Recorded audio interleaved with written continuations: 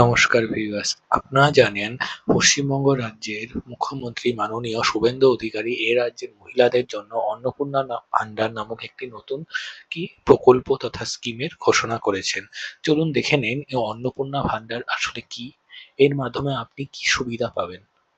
ঠিক আছে, কি বলা হচ্ছে প্রথমে, নারীর ক্ষমতায়ন, পরিবারের উন্নয়ন, অন্নপূর্ণা ভান্ডার একটি নতুন সম্ভাবনার সূচনা। এর মাধ্যমে কি আপনি লাভ পাবেন? এর মাধ্যমে আপনি কি একটা আর্থিক সহায়তা পাবেন সরকারের মাধ্যমে। এর মাধ্যমে কি নারীরা ক্ষমতায়ন ঘটবে এবং পরিবারেরও উন্নয়ন ঘটবে। এটির আবেদনের দুরকম পদ্ধতি আছে, একটি হলো অনলাইন, একটি হলো অফলাইন। যদিও অফিসিয়াল ভাবে এখনো পর্যন্ত কোনো ডিক্লারেশন দেওয়া হয়নি। যতদূর সম্ভব অনলাইন ও অফলাইন দু পদ্ধতিতেই কি, আগে যেরকম যুবসাথী চালু হয়েছিল, এখন যুবসাথীর পরবর্তীকালে যেহেতু এটা অন্নপূর্ণা ভান্ডার নতুন বিজেপি সরকার এটিকে ঘোষণা করেছে, তারাও হয়তো এটিকে অনলাইন ও অফলাইন দু মাধ্যমে কি চালু করবে।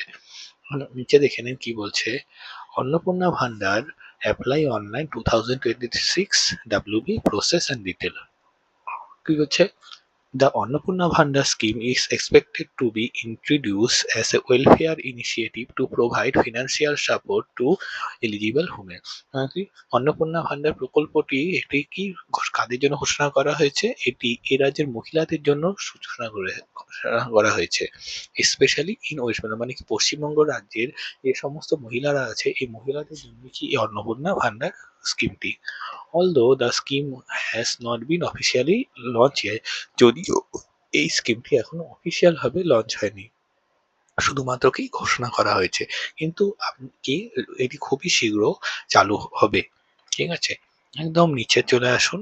নিচে চলে আসা কি বলছে, is Annapurna Bhandar apply online started. Annapurna ভান্ডারে কি অ্যাপ্লাই স্টার্ট হয়ে গেছে অনলাইনে?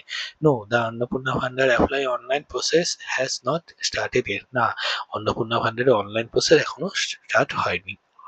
কি বলছে, according to the recent updates, women who are already receiving benefit under Lakhir Bhandar scheme may receive Annapurna the financial assistance directly in their bank account through DBT or direct benefit transfer।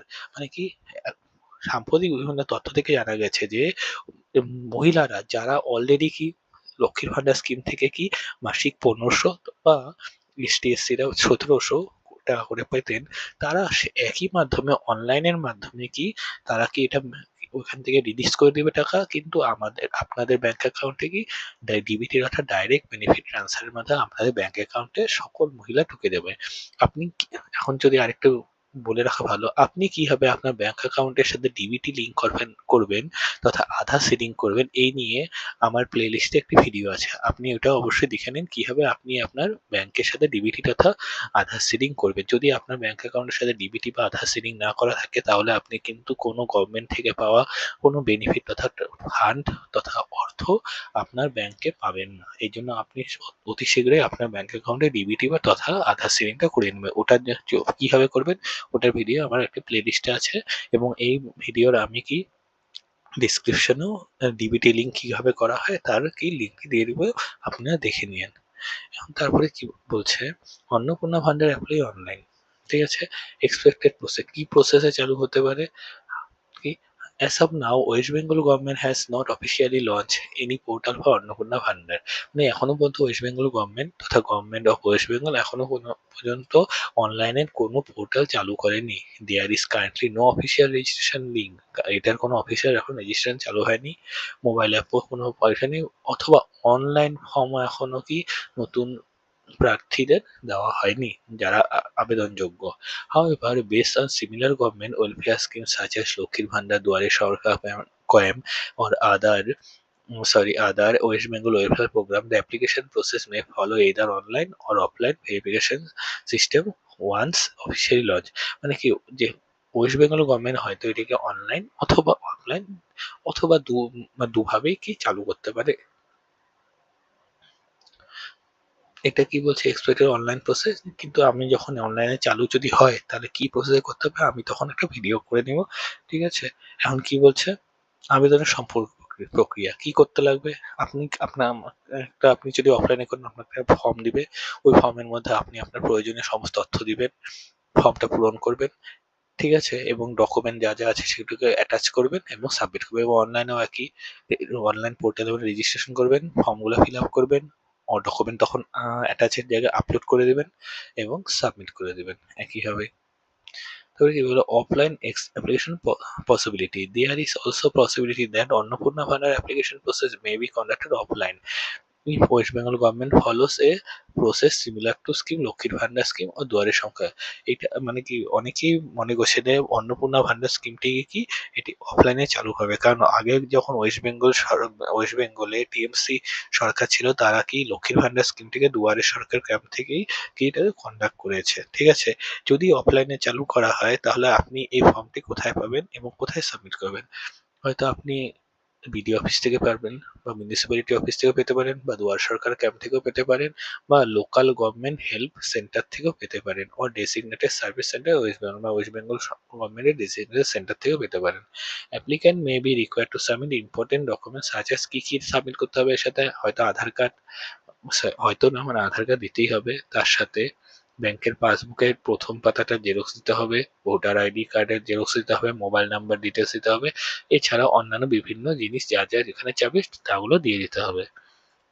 তারপরে কি বলছে, একই জিনিস আমি যেখানে বললাম অফলাইনে আবেদন করার সুবিধা, পঞ্চায়েত অফিস বা বিডিও অফিসে অফলাইনে জমা হতে পারে। ঠিক আছে, পঞ্চায়েত অফিসে জমা আপনার এলাকা পঞ্চায়েত সমিতিতে গিয়ে আবেদন ফর্মটি জমা দিতে পারেন, বিডিও অফিসেও একই ফর্ম জমা দেবেন, ফর্ম সংগ্রহ পঞ্চায়েত বিডিও থেকে ফর্ম সংগ্রহ করবেন, প্রয়োজনীয় থেকে তার সাথে দিয়ে দিবেন অফিসে আবার জমা দিয়ে দেবেন এবং এখান থেকে একটা কি অ্যাকনোলেজমেন্ট স্লিপ তথা রসিদ কপি দেবে, এখানে আপনার কি এখানে রেজিস্ট্রেশন নাম্বারটা লেখা থাকবে, ওটা আপনার কাছে যত্ন করে লিখে নেবেন।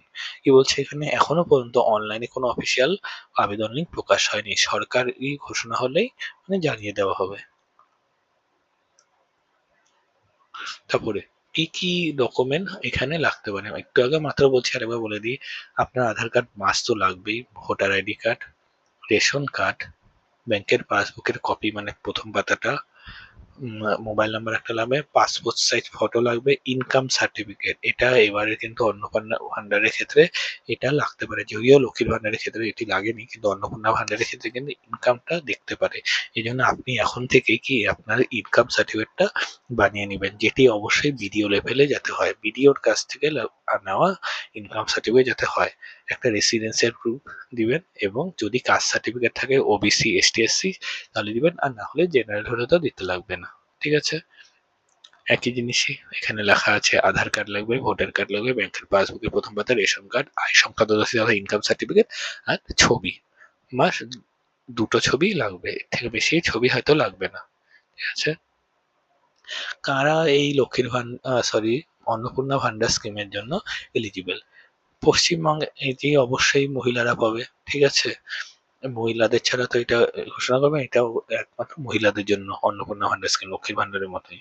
এই জন্য কারা কারা পাবে, পশ্চিমবঙ্গে যে সমস্ত মহিলারা পার্মানেন্ট রেসিডেন্ট এখানের, উমেন ফ্রম ফিনান্সিয়াল উইকার হাউসের মানে কি ম- ম- মহিলা মহিলাকে অবশ্যই কি ফিনান্সিয়াল উইক থাকতে হবে, কি ফিনান্সিয়ালি উইক মানে কি আর্থিকভাবে একদম কি মানে একদম নিচে থাকতে হবে, খুব কম যাতে ইনকাম হয় এমন। তারপরে কি বলছে, তাকে অবশ্যই লক্ষ্মীর ভান্ডার স্কিমের বেনিফিশিয়ারি হতে হবে, যদি এটা এখনো ডিক্লেয়ার করেনি। অ্যাপ্লিক্যান্ট উইথ ভ্যালিড আইডেন্টিটি এবং ব্যাংক তার কাছে ভ্যালিড আইডেন্টিটি যেগুলো যেগুলো বললাম একটু আগে কি কি ডকুমেন্ট লাগবে, এবং তার কাছে একটা ব্যাংকের ডকুমেন্ট মানে কি ব্যাংকের পাসবুকের প্রথম পাতা থাকতে হবে। Individual meeting future government income guideline, যদি ইনকাম কথাও বলে তাহলে কি মানে কি ইনকাম সার্টিফিকেটও হয়তো দিতে লাগতে পারে। ঠিক আছে,